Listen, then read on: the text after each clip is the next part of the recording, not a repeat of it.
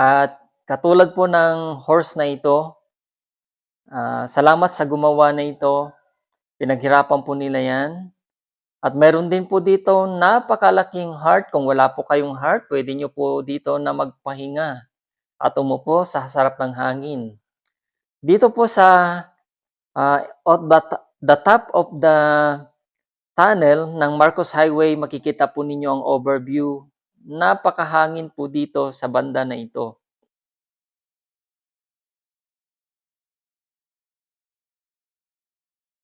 Maglakad-lakad naman po tayo dito sa banda dito at nandito po si Doc Arnold.